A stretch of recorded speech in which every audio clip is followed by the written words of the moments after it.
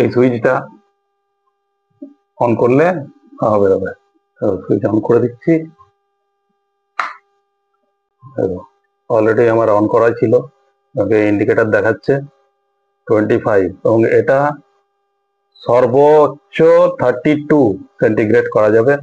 এটা হচ্ছে বাড়ানোর, এটা কমানোর। ঠিক আছে, এখানে বাড়িয়ে দিলে এই যে ইন্ডিকেটর বেড়ে যাচ্ছে 31 32, বাস এর বেশি এগোবে না।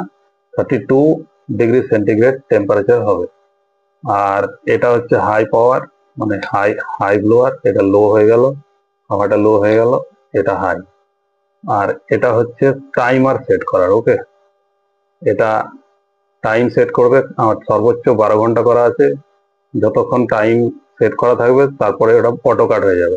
এটা কিন্তু খুব সুন্দর ফিচার, আমার কাছে ভালো হলো।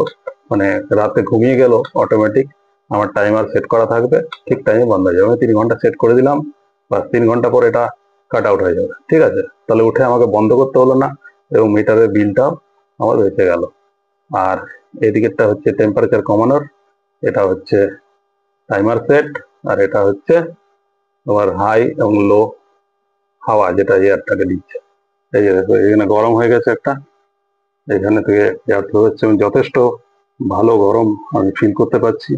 এইটা যদি কন্টিনিউ চলতে থাকে, এই রুমটাকে, পুরো ছোট্ট একটা রুমকে, মোটামুটি 10x10 রুমকে মোটামুটি 2 ঘন্টা পরে একটা ওয়ার্ম টেম্পারেচারে নিয়ে আসবে, এবং সেটা খুব শীতকালে প্লেজেন্ট। ঠিক আছে, প্রচন্ড ঠান্ডা যেখানে পড়েছে সেখানে কিন্তু এই ব্লোয়ারটা আমার মনে হয় এই খুব হ্যান্ডি ব্লোয়ার, যেখানে সেখানে আমি নিয়ে যেতে পারবো এবং সেখানে আমার রুমটাকে একটা প্লিজেন্ট অ্যাটমসফিয়ার আমি ক্রিয়েট করতে পারবো। তাহলে বন্ধুরা কেমন লাগলো জানিও। কিনতে চাইলে তোমরা মিশো থেকে কিনতে পারো, ওখানে দামটা কম থাকে এবং এটা অ্যামাজনেও পাওয়া যাচ্ছে।